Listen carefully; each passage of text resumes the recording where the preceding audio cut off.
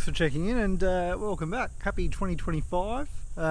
It's been a long while since I've put up a video. I think the last one was when I went camping with Jameso, that solo trip. So yeah, there's going to be some new videos and content and bits and pieces coming over the next 12 months. The past 12 months, honestly, we moved into a house in our new town. Yeah, and I've gone on a couple of little trips. There probably are some things that I've been able to record and stuff, but yeah, everything else has just been too busy to be able to sit down and edit or do any of that stuff. So you know, settling kids into school, getting back into work, or sports and all that sort of thing. So anyway, that's why I've been a bit quiet, but I've got some exciting stuff coming up over the next 12 months and some videos that I'd like to do. So yeah, hopefully you get to see, or I get to do a bit more of it, because I do enjoy doing it. Anyway, purpose for today's video, I've sold the caravan, and I thought what better time than to do a review on it. I've owned it for about 2.5 years. It's getting picked up this afternoon. Family from Adelaide are currently driving up to pick it up, and they're going to go travelling in it too. So if they've got socials, I'll drop their handle and stuff in here, go check it out. But I'm looking forward to, I'm very happy that the van is going to go on and continue doing what we built it for, which is travelling the country and seeing everything that's out there. Yeah, so anyway, I thought it was a good opportunity to run through, you know, a bit of a video on the Snowy for people who are looking at Snowies, or just some caravan stuff in general. What I've done, what we've added, yeah, particular build, what I do, what I wouldn't do again. All of those sort of usual bits and pieces that you don't know until you know. So yeah, that's really the purpose of the video. The reason that we've gotten rid of it, or that we've sold it, is purely that it is a big bit of kit, and I've used it twice in the past 12 months, and having a big, expensive, well set up caravan that sits there and gets used twice in a year sort of ground my gears a bit. The sort of trips that we're going to be doing moving forward mostly are quick weekenders and long weekenders, and you know, the odd week or two here, and a big van like this is just surplus to our needs. So I'm pretty excited to show you the new van. It's a new model that's come out, and a layout that I've never seen before, so I'm really looking forward to picking it up, and I'll show you guys through that process and through the van as well when we've got it. But yeah, that's basically it. It's a ripper van. Would I buy another one? Yes. Have I loved it? Yes. Is there anything wrong with it? No. It's been really good. But yeah, it's purely just a usability thing. The big van is just a bit much. Like if I just want to go out with the boys, car going past. If I just want to go out with the boys for a quick weekender or something like that, or even if we just want to go out for a quick weekender, it's a bit of like an orchestra to take the big van, whereas the new one's a single axle, heaps more manageable, and it'd be perfect for, you know, forestry trails and things like that, where if I come up to a closed gate and I need to unhitch it, turn it around, I'll be able to do that sort of stuff. So anyway, I'll run through this van and everything in this video. You'll notice there's a change in shirt like that. I had a mic yesterday when I filmed this intro, so I just had to quickly dart out and do it again. So yeah, I hope you enjoy. I hope you get something out of it. And yeah, it's been a really good van. But yeah, you'll see that later on in this video. We'll see you then.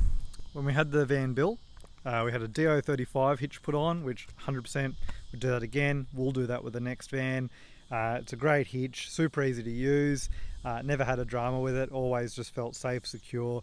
Yep, 100% DO35s are the way to go. I changed to the BOS hitch, or sorry, the BOS leg here. I use my drill to wind it up and down.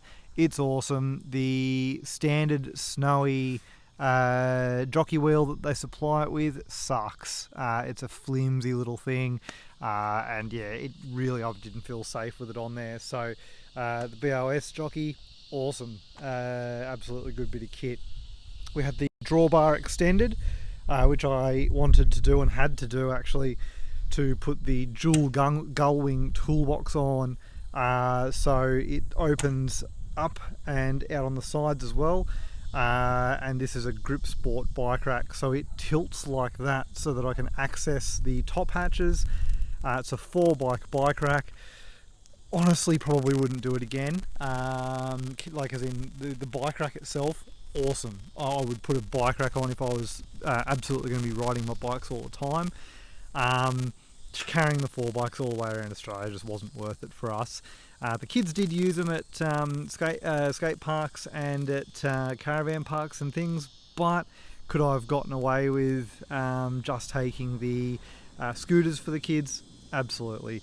So yeah, probably wouldn't do this again. It was 1,500 odd bucks, and I don't think it added enough value to us to do it again. This is just a water filter system from good old Bunnings, twin house system filter. I just made these little, they're full of silicone to keep it clean. This filtered the water. We never had bad taste, never got sick. Yeah, that worked really well for us. So for a very simple solution, it was good. One thing to keep in mind on these, if you have like a shuddering water or water leak out of your hot water system, you'll need to pull this apart and clean it out or buy a new one. They're about $100 a pop, so it's easier to pull off the pressure limiting valve. Comes apart in 3 pieces. Give it a clean out. Look that up on YouTube. It's pretty easy to do. So what else? So yeah, we've got the offside shower here. So that's an outside hot and cold shower. That was really good to be able to use and get clean and everything outside. Pretty much everything else out here is standard. Got the bigger rear bar with 3 braces on it, twin jerry can holders, the single spare, and got a toolbox on the back as well. So this was great for, like, I put this on myself, but it was great for a generator, firewood, chainsaw, just any dirty gear really, rode in there, and it worked really well. I had at build, the chassis and suspension were lifted. I had intentions at some point of putting on bigger wheels and tyres, but that never happened. They're the 15s that come with it on there. Really, probably I'd go with 16s or 17s. The issue with 15s is that they're just not common these days. Getting 15s is quite difficult, and they're just as expensive as 16s or 17s these days. So honestly, I'd probably go a set of 16s, and that's what's coming on the next caravan. Another thing that I did is I fitted this. This is a touch light, so when power's on inside, that's either amber, white, or amber and white. Shines over the kitchen there, which I'll open up and show you in a second. Underneath, I put the truck flaps there to deflect stones. It's got 3 water tanks and 1 grey water tank underneath. Quite a lot of water capacity all up. The outside kitchen that I had put on is a Dometic 3-burner. It's been a really good thing. Absolutely loved it. Super easy. So it's got 3 connections under here, which all fit in just under here. So you've got gas, hot and cold water. Tap pops up, and yeah, you've got your full. I'll bring you up. You've got 3 burners, a sink, and some storage space under there. It does take up a fair bit of room in the front tunnel boot, but for us, that was absolutely worth it.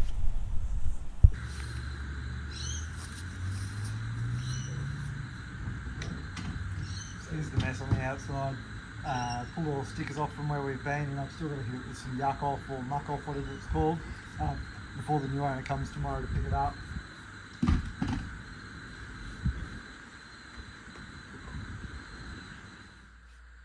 Welcome to the interior. So yeah, we picked the colour scheme. It's pretty standard stuff. It's just greys and whites and whatnot. We have in here, I added, take you to show you, Sirocco fan next to the bed. I should have had one put there because some nights it was just so hot and blowing on one side of the bed and pointing on one person and the other person wouldn't get anything. Yeah, it wasn't great sometimes, so I would 100% put a second one there. We have a Sirocco there, and then there's a Sirocco in the top bunk only. The bottom bunks, we just figured, yeah, windows and stuff like that. Don't know why we did that. Probably would have put a, if I was going to do it again, yeah, probably would have put a Sirocco there too downstairs in the bottom bunk. So, standard shower was really, really good. No issues there. We never had any leaks or anything like that. The storage is really good. In pretty much the whole van, actually, we found the storage to be quite good. You've got two big cupboards here, and then underneath there you've got a cutaway to access the top of the washing machine. And as you can see, the washing machine's down there. It's fairly easy to pull the washing machine out if you wanted to, but yeah, we obviously needed the washing machine, so we ran with it.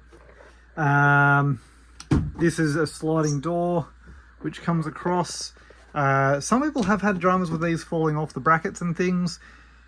We never had such issue. Yeah, and I'll talk a bit more about that later on. But 3 bunks, really good. I upgraded the fridge. So yeah, the fridge I upgraded to a Dometic 175 or 185 litre. Compressor only, so this is not a 3-way fridge. It uses no gas. This is just 12 volt and 240 volt. The reason I did that was because the gas fridges can struggle in the hotter climates. I've had them before in older caravans, and when it is sort of over that 30-ish degree mark, they can start to struggle and they can't freeze things. They take a while to cool back down. This is just like a fridge at home. Always has been. Freezer's always freezing. Fridge is always bloody cold. Never had dramas with warm beers. We could make icy poles. I could catch fish and squid and things, and we could freeze it whenever we went anywhere. So yeah, that really worked quite well. So I would 100% recommend doing that. Or you know, any van really that you're looking at. If you can afford to do the solar and the power system to warrant having the 12 volt only fridge, I'd 100% go compressor only. Back onto storage. You've got 3 big cupboards across here, and you've got storage all under the seat. So again, heaps and heaps of storage. These are the trip in a van pouches. So we put 3 of those in, one there, and one next to the bed. They're really good. There's a bunch of mobs that are doing basically the same thing now, so honestly I think they're all the same. I'd just get whatever you like. There's the big cupboards over the top of the bed, and cupboards, and I built in those shelves. Obviously they're homemade, on each side. So the electrical system in the bed. So this is I extended and made the bed base a bit stronger and bigger so that we could take out of home one of our queen mattress with the pillow tops on it. This is just like sleeping at home. Comfortable as, never had a drama. If you've got a van where you can upgrade to a mattress from either a mattress store or just taking one out of your home, do it. The caravan mattresses, look, they're okay, they get you by, but they're nothing on this. This is just sleeping at home. This is actually a better mattress than what we've got in the house at the moment. I just can't be bothered swapping them back out because it's a big job getting the mattress through that tiny door, out of this tiny space, and into the house, and then another one back in. So it's going with the van, unfortunately, but this is brilliant. Yeah, that was just such a good thing, especially if you're going to be in the van long term. But look, everybody likes their sleep. I would do it. All right. underneath the bed there is some more storage, but and keep in mind this is before all of the laws around lithium under beds and inside vans and stuff came in. We got this done. So I had two Enerdrive B-Tech 200 amp lithiums put in, so 400 in total. I had extra solar put on the roof as well, a projector 3000 watt inverter, and I put in a Renogy 60 amp DC-DC charger. Keeping in mind if you're going to put in a big DC-DC charger like that, you need a big cabling system and big Anderson plugs all the way up to your either crank battery or to your alternator in the car. I can't remember, I think it's 0 BNS or 2 BNS or something, whatever it is, or 2mm core, 20mm core cabling, all the way through. It was expensive to run it, all the way from the front of the car down into the van, plus a pair of 170 amp Anderson plugs to connect, because your standard 50 amp ones won't work. But I got combined between my solar and that, if I was driving along, I could see that my batteries were getting 100 amps an hour worth of charge, which is huge. So that means if you were dead flat, 4 hours of driving in the sun and I'm charged back up. I didn't bother running a trigger wire all the way back up to the front of the car. I just looped it here. And that means that if you're going to do something like that to simplify it, you also need to run a red arc voltage sensitive relay in the car, so that you don't drain and kill your start battery, because that charger will do it. If your car's not running and you're drawing 60 amps out of your crank battery, it'll take no time and it is absolutely dead. Couple of creature comforts. I had the aircon upgraded to the Dometic Ibis 4 because it used at the time a bit less power than what the standard system that the van came with was. So that I could run it off the inverter if I wanted to. Another thing that I wouldn't do again in here is the RV Wi-Fi. They were all the go at the time, but Starlink was just sort of coming out. Anyway, we got Starlink and that never got used. So when the van was being built, Starlink was sort of like, I wonder what this is going to be. By the time we had the van delivered, Starlink was the go. We already had Starlink and literally never used that. I would get Starlink again, 100%. Still have it. Still will use it the next time we go on a decent trip into a remote area. Meant we could work on the road, keep uploading videos, watching videos, downloading movies and stuff for the kids. Starlink's awesome. Well worth the cost in my opinion. Dust reduction, running a Caravan Sahara. Again, this was awesome. This is something that I saw the Trip in a Van guys using, and I would 100% do it again. We never got a skerrick of dust in this van. That is a serious bit of kit. So if you don't want dust in your van, put a Caravan Sahara in. Those Dometic ones, they look all right, but they're just a vent, so they're kind of passive. If you're not moving fast enough to pressurize the air in that top scoop, then it's not going to be forcing any air into the van and you're going to get dust in. Whereas the Caravan is a massive fan, and if you close up the Caravan with that on, and you can feel the air being pushed out of the vents on the sides of the van. So it is a very good bit of kit. The power management system that we used is the Projector 435BT. So it's the 400 series projector with Bluetooth. It's a simple system. It works. Heaps of caravans use them. I don't have an issue with that. Our new Caravan has the 400 system. So I think it's the one without the Bluetooth. It does have a few other things though. This one doesn't have, because it's a slightly newer system. But I had the option of going to a newer touchscreen Renogy system, but honestly the projector just works. I've been doing them for yonks.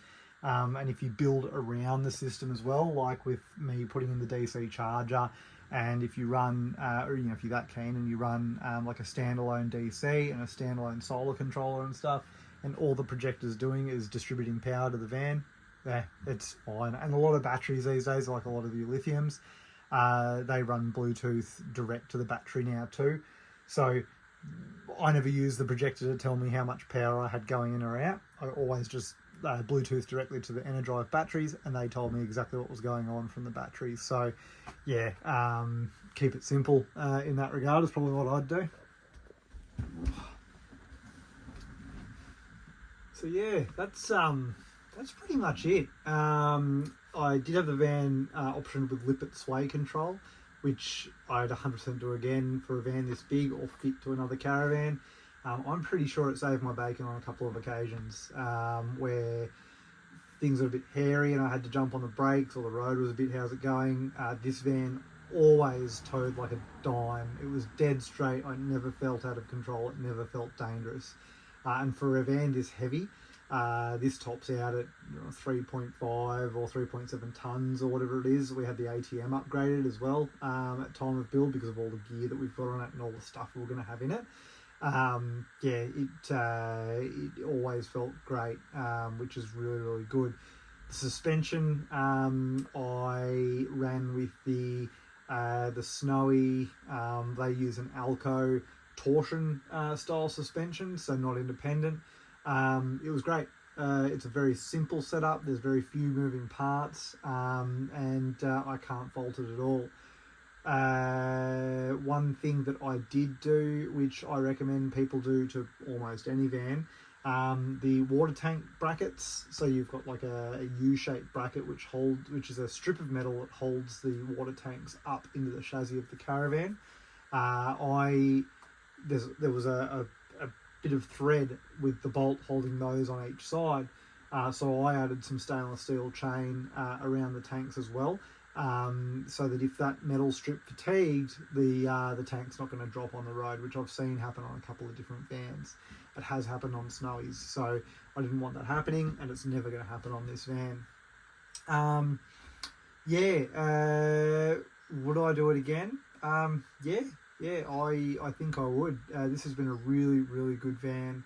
A big part about, and I saw all types of vans with all types of suspension setups, all types of axle setups and weight setups and things like that, have dramas and fall apart. What did we have? Look, really, as far as major things go wrong, there was nothing. The van held together really, really well. I drove with the tyres at pressures that I felt were right for the road. That's only something you can know. What I will say is that ignore what the manufacturer's booklet says, because it's telling you, oh, if you're on road, that's fine. But if you're running 50-60 PSI on dirt roads and corrugations and things like that, you are going to rattle the shit out of your van and it is going to break. I wasn't afraid to drop down as far as 20 pound all round on our van, and I did do some tyres, as you've seen, but I'd rather do that than rattle a van apart, and that was only on one track, which was a stupid track with knobbly big rocks down to South Lefroy actually, and that was a stinker, but and everybody had dramas on that track. So yeah, no other major issues really.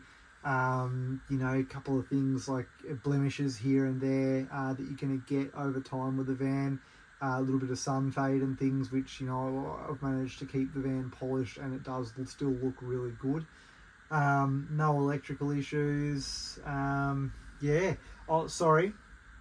The one issue that we did have was this table actually, and I'll drop it down and I'll show you. That bottom section there, and I don't know if you can see it, but we had to have some extra welding done. So when we came across the Great Central Road, this table started to move a bit, and what had happened is there was a hairline crack forming in the base for the table going around. So when we got into Ulara, I found a fabrication mob, and in 10 minutes they zapped it up and welded it up for me, and it's been fine since. So honestly, if that's the biggest drama that you have, we had more dramas with the Toyota Land Cruiser, actually the 200 series, when the rear wheel bearing went on it. There was more of a drama with that. So yeah, anyway, I know how boring these videos can get when you're just watching someone yabber away. I give this van a high rating. It'd be an 8 or a 9 out of 10 for me. 100% would buy it again. I'd buy another Snowy. Our next van's not going to be a Snowy, but that's just because Snowy don't do what we're looking for as our next van. I did look, just not something that they offer in the layout and the style that we want. I'm really excited to show you guys what it is. But yeah, if you've got any questions or comments or anything like that, let me know down below. Happy to answer any questions if you're looking at Snowies or you have a Snowy and you're having a drama or something like that. Yeah, happy to help out where I can. So yeah, feel free to give me a yell, shoot me an email, leave me a comment, anything like that. I'd love it if you gave me a like or a subscribe or something. But yeah, have a good one, guys. See ya.